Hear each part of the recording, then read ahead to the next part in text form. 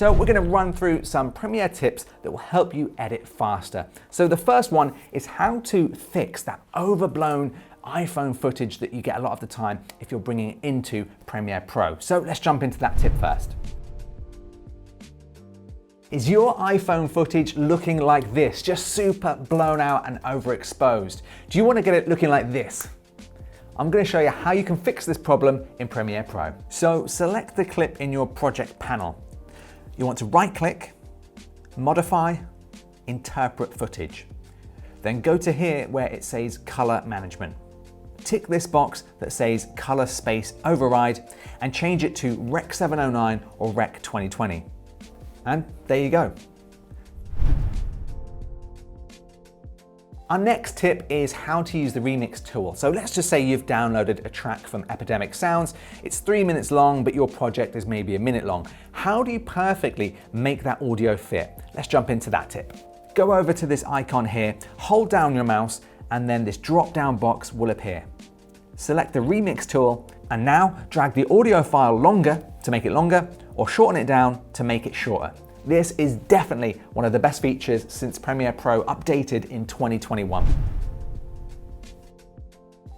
Now, as we were doing these tips for TikTok, we shared our top TikTok export settings. So let's show you that if you need to do some social media content. So here we are in the export window, and make sure to follow these steps here. I'll leave it on the screen just after this. So, tick render at maximum depth. Tick use maximum render quality. Performance, we want that on software encoding. Profile set to high. Level at 5.2.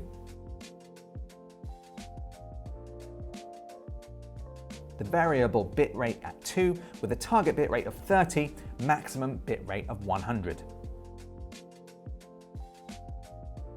Now make sure to save as a preset so you won't need to do this each time. I'm going to name this Instagram and TikTok settings.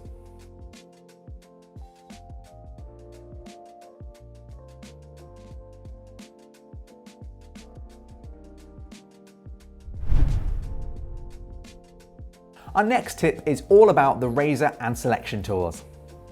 So when you want to cut a clip, you would put your playhead over the section and then go over to this bar here and select the razor tool.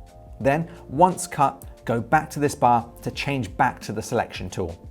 But a much quicker way to do this process instead of going over here is simply to just press the C key. And this will change to the razor.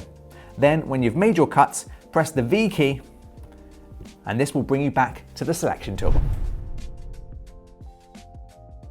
Okay, so now what about if you want to cut through multiple tracks of audio and video on your timeline? You know, you don't have to do it one by one. So let me show you how you do that.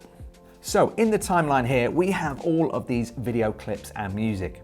If we want to take a section out, select all the clips and place your playhead at the part you want to cut, and then press Command and K. This will cut everything on that line. You can also just cut a single clip without highlighting all the layers and just place your playhead wherever you want to cut and select the single clip, and this will cut the clip.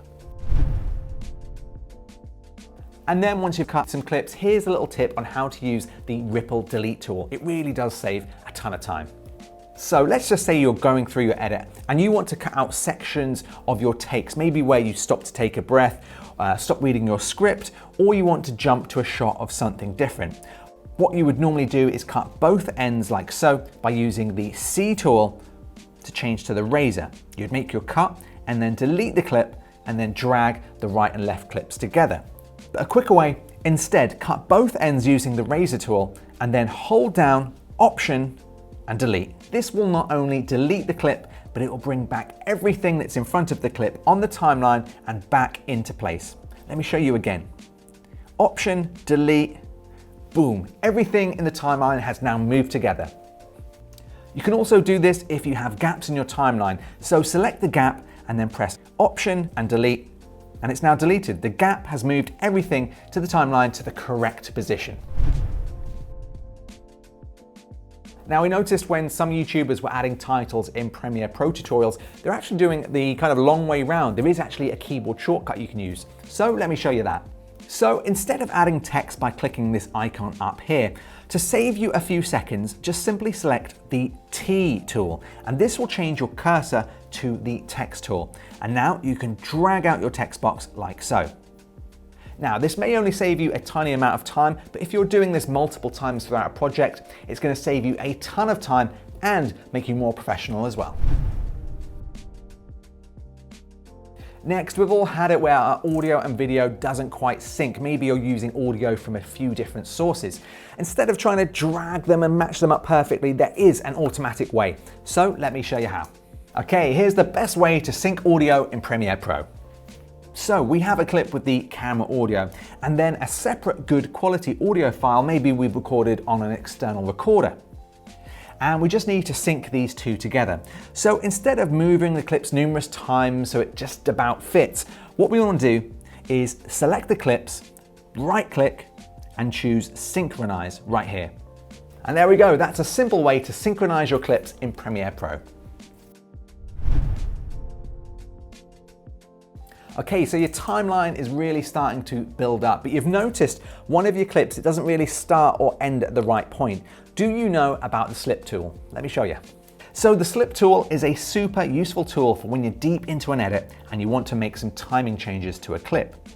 The slip tool lets you change the in and out points that a clip is on whilst it's already in the timeline, so you can choose a new start and end point without moving the clip out.